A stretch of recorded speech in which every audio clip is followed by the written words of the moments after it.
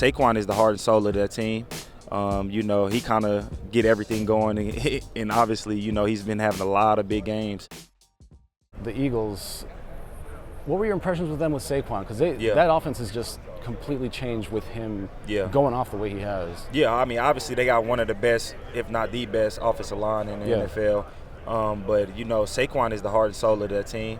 He kind of get everything going, and obviously, he's been having a lot of big games. But then they also have weapons at receiver, so they got a team, man. I think that the biggest thing for me going against them that I, seen was that their front seven is legit.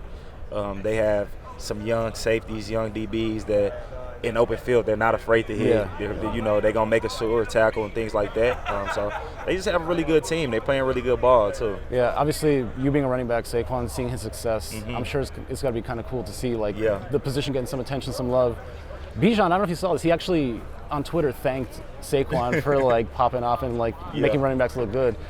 With the year Saquon has had, do you think that can kind of reset the way running backs are paid, the market, and all that? Honestly, I think Christian McCaffrey did it when he got his extension.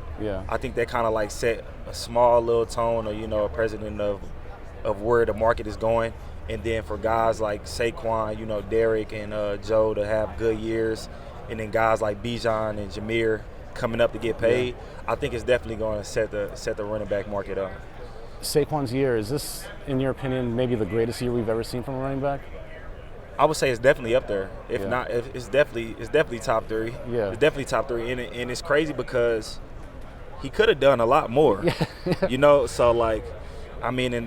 for me personally, since I've been alive, it's probably the greatest playoff run for a running back that I've ever seen. So most definitely. He needs 169 yards to break the single postseason record for rushing yards. Who was the John Riggins from Washington? See?